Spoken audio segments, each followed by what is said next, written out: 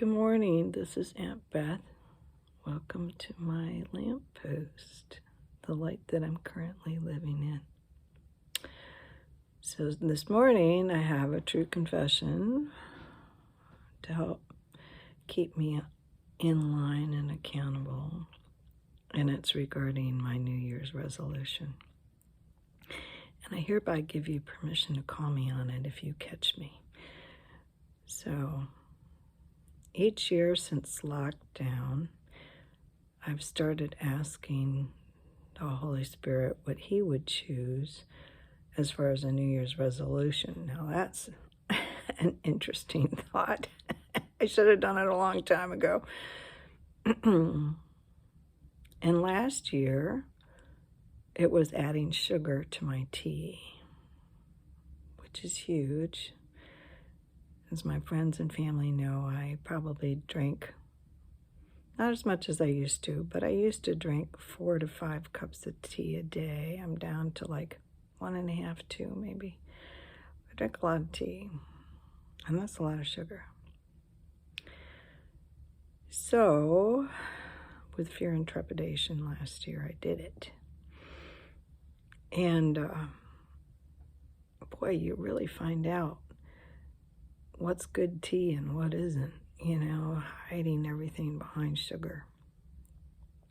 I also worked on cutting down the amount of added sugars in my diet, the hidden sugars. So, and it is an amazing thing because in about 2 or 3 months, my knees stopped hurting when I was going up and down the stairs, and I just felt a lot better. So, that was last year. So this year, last night, unexpectedly, the Holy Spirit spoke up and suggested this year's resolution, which was to not worry. Now, don't do what I did. I mean, don't choose something just because I chose it or somebody else chose it and you think it's a good idea. Here's a safety tip. Ask the Lord what He would have you do. But as soon as He said that, all of a sudden all these scriptures started flashing through my brain. You have to know that I am a world-class warrior. I get it honestly from my mother, who was also a champion warrior. But the Lord started talking to me last night as far as how much it hurts His heart when we worry, because that means we're not trusting Him. And that broke my heart because I never thought about worry that way. I guess it's because I'm a control freak person, I want everything just so. And there's all kinds of scriptures that worry is basically a sin. Did you know the cowardly and the unbelieving are like first in the lake of fire in the book of Revelation? Well, I like it hot, but not that hot. And so I'm like, okay, this really matters to you. This really matters to you. It comes down to trust in myself and how am I going to fix everything, or that the Lord's got this. And so, just quick as a flash, as soon as I said yes, the Lord reminded me of a story from my childhood. And I want to encourage you with this story.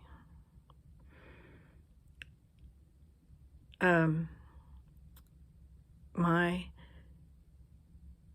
mom hated the fair, and it would come to our town every summer, and we were usually amazingly out of town the week that the fair was there.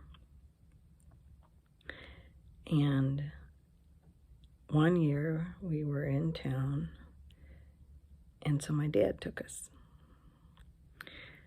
And I don't know if you know those rides. They look sort of like egg wire cages, metal cages, and two people sit in them, and you're buckled in, and there's a steering wheel in the center that sort of gives you the illusion of control, that you can keep things all together. But it's like this spinning, like octopus egg thing, and it goes all the way around, and you're upside down, and you're everything else like that.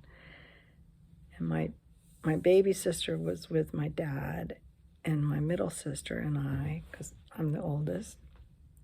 So I come by worrying legitimately. I'm in charge.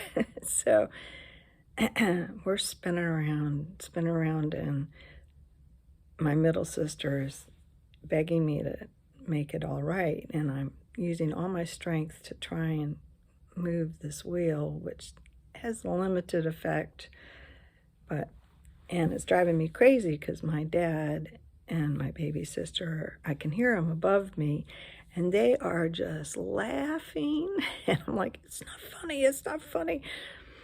And my dad, they were upside down. They had to have been, because my dad's change came out of his pockets and it's falling down through the cage, you know. And so they're laughing. I'm not happy. I'm using all my strength to try and control this thing, which is very safe, but I don't feel safe.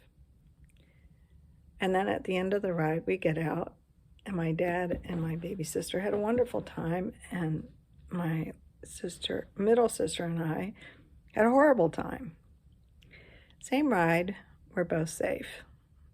Okay, because the whole structure was set up to keep us safe, but to give us a wild ride. And it was. And we had the illusion of control for the steering wheel that was in the... Okay, and I used all my strength, and I was exhausted. Same ride, but different response and different outcome. And what the Lord said is, you're using all of your strength to try and control something, and you're having a limited effect. But you need to trust in me that I've got this. And so my challenge to myself this year is to learn how to trust, decide to trust, and not worry. Not worry. So I put the scriptures that the Lord spoke to me in the text description below.